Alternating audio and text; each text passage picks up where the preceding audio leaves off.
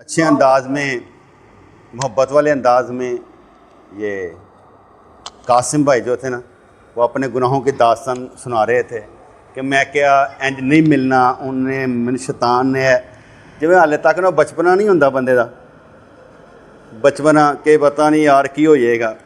बंदा एक हदीस भी सुन ले ना और हदीस समझ जाए, हदीस समझ जाए। मिसाल देखें, हज़रत अबू हुरैरा रज़ी अल्लाह तआला उधर से आ रहे थे, इधर से हजूर तशरीफ़ ला रहे थे। हजूर ने हज़रत अबू हुरैरा को देखा और हज़रत अबू हुरैरा ने हजूर को देखा। वो ना ज़रा टर्न करके ना रास्ता बदल कर निकल गए हज़रत अबू हुरैरा, और रसूलुल्लाह सल्लल्लाहु अलैहि वसल्लम से मुलाकात नहीं की। बाद में मिले तो हुजूर ने पूछा, अबू हुरैरा तूने मुझसे मुलाकात नहीं की? अर्ज़ की, हजूर मैं जुम्बी हालत में था, मुझे गुस्ल की हाजत थी, मुझे अच्छा नहीं लगा कि मैं आपसे मुलाकात करता। तो हुजूर अलैहिस्सलातु वस्सलाम ने इरशाद फरमाया, अबू हुरैरा मोमन कभी नापाक नहीं होता, मोमन कभी नापाक नहीं होता, नापाक नहीं होता। गुस्ल की हाजत है, फिर क्या हुआ, खा पी सकता है, सब कुछ कर सकता है, गुस्ल की हाजत है। इसलिए मोमन जो होता है ये कभी नापाक नहीं होता। इस हदीस पाक के मुताबिक कि तुम सलाम कर सकते, एक दूसरे को मुलाकात कर सकते, एक दूसरे गले लग सकते, कोई फ़र्क नहीं पड़ता। अब एक ही बात में झटके में, ठीक है। दूसरी बात, ये जो गुनहगारों वाली बात होती है ना, ये हमारे लिए नहीं होती। वो इसलिए नहीं होती, हम ये समझते हैं, मैं तो खुद किसी को भी कह दिया करता हूँ, कोई कहे ना मैं बड़े ही गुनहगार हूँ, मैं कह चल इस तरह कर, सौदा कर लेते हैं, अपने सारे गुनाह तो मुझे दे दे, मेरी सारियाँ नेकियां ले ले, दीन पर चलेगा, सौदा कर लेते हैं। ये कौन सा मुश्किल काम है? तू समझता है ना कि भाई मैं बड़ा गुनहगार हूँ, तो मुझे अपने सारे गुनाह दे दे, मैं ले लेता हूँ। कैसे वो एक दूसरे साले सवाब नहीं कर देते? मैं कहा तू मुझे कर दे, अपने सारे गुनाह दे दे, मैं तुम्हें अपनी सारी नेकियां ट्रांसफ़र कर देता हूँ। आपका कीदा तो है ना कि आप जो दुआ करते हैं तो ट्रांसफ़र कर देते हैं अपने वालिदैन के लिए साले सवाब या दीगर, है तो ना? तो मैंने कहा मैं अपनी सारी क्या कहते हैं नेकियां तुम्हें ट्रांसफ़र कर देता हूँ, दीन पर चलोगे। ये बस समझाना होता है बेटा, ये सिर्फ समझाना होता है। अभी मैं दोस्तों को समझा रहा था, एक है रब्बुल आलमीन, एक है रहमत लिल आलमीन, एक है, गौर से मेरी बात सुननी है, फ़ायदा देगी। एक है रब्बुल आलमीन, एक है रहमत लिल आलमीन। रब्बुल आलमीन के लिए जो तमाम जहानों का, आलमों का परवरदिगार है। और वैसे जो हमें छोटे मोटे वो कहते हैं पता नहीं वो 14,000 आलम ने, कोई कुछ कहता है कोई कुछ कहता है, हमें छोटे मोटे आलम अरवा, आलम दुनिया, आलम बरज़ख, आलम हशर, आलम हशर और आलम जन्नत, ये मोटे मोटे हैं। तो अल्लाह करीम रब्बुल आलमीन है, हर जहान का अल्लाह करीम रब है। अब इस पर गौर करना है आपने मेरी बात पर। रब एक जहान का रब है कि तमाम जहानों का?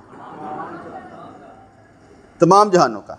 आपके लिए तमाम जहान के रब के लिए तमाम जहान? कोई बात समझ में कहीं नहीं आई?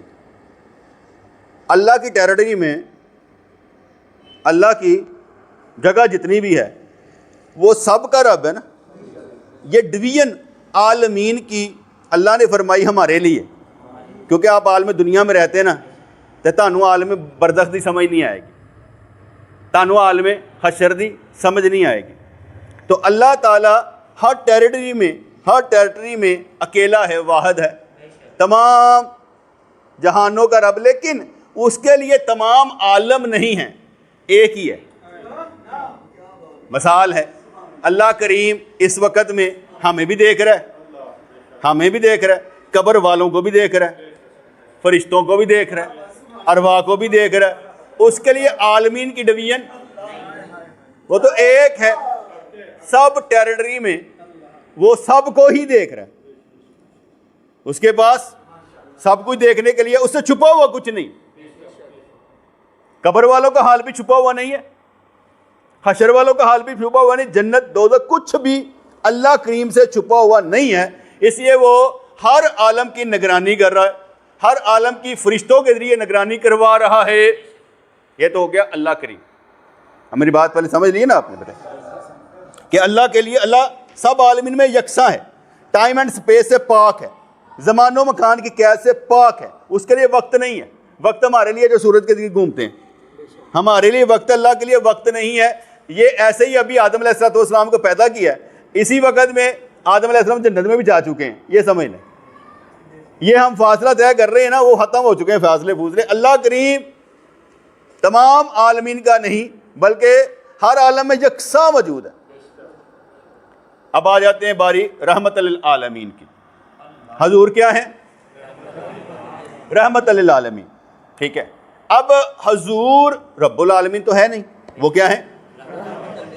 अच्छा, अब मुझे आप बताएंगे, जो मैंने सवाल भी पुटअप किया, आपने मुझे बताना है हजूर इस वक्त कौन से आलम को देख रहे हैं, किस आलम के लिए रहमत है?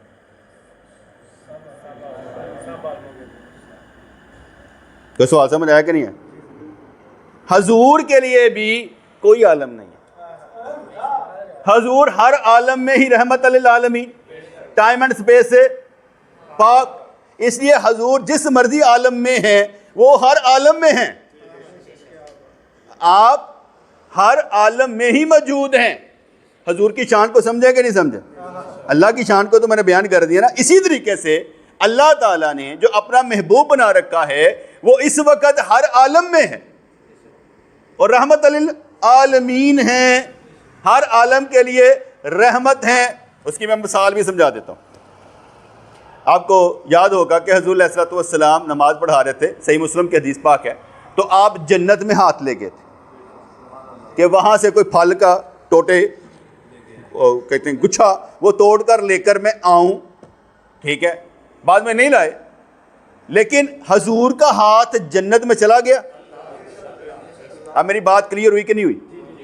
कि हजूर अलैहिस्सलातु वस्सलाम हर आलम में यकसा हैं, हर आलम में यकसा हैं।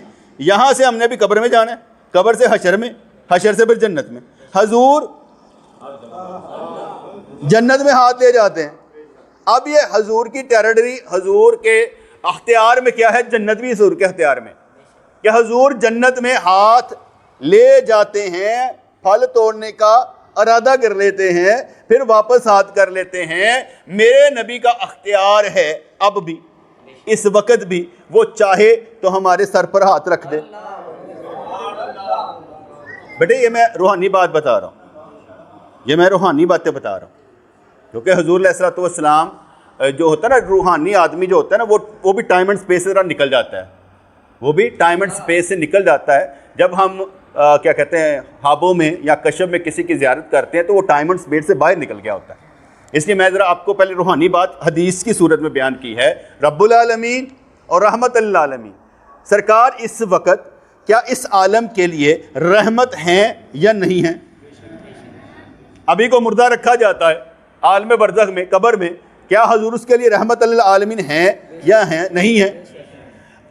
अल्लाह के लिए भी टाइम एंड स्पेस नहीं, नबी के लिए भी नहीं है। इस वक्त आप जिस्मानी हदूदों की उससे, जैसे आपको मालूम है हज करने के लिए हुजूर गए थे, तो आपने फरमाया कि देख रहा हूं मैं कि मूसा अलैहिस्सलाम हज करने के लिए आ रहे हैं, यूनुस अलैहिस्सलाम हज करने के लिए आ रहे हैं। आपने ही देखा था ना कि मैं देख रहा हूं कि मूसा अलैहिस्सलाम ने अपनी कब्र में नमाज पढ़े, फिर सारे के सारे मस्जिद में इकट्ठे हो गए, मस्जिद अक्सा में सबको नमाज पढ़ा दी। फिर सरकार ने, मैं आसमानों पर भी गया हूँ तो वहाँ पर मेरी 6 आसमानों पर मुलाकात हो रही है। किन से? अंबिया कराम से, आदम अलैहिस्सलाम से, यूसुफ अलैहिस्सलाम से, सबसे मुलाकात हो रही है। ये है रूहानी पहलू। ये मैंने आपको रूहानी पहलू बयान किया है कि हम रूहानी तौर पर अगर हजूर से ताल्लुक़ रखेंगे तो हजूर की वजह से हम परवास करेंगे, क्योंकि हजूर की शान अक़दस को बयान करना हमारे लिए ज़रूरी है। उससे आपका ईमान बढ़ेगा और आपके अंदर तरक्की करने का जज्बा पैदा होगा। और अगर मिलाद का मकसद हजूर की अजमत बयान करना नहीं तो फिर मिलाद का फ़ायदा नहीं।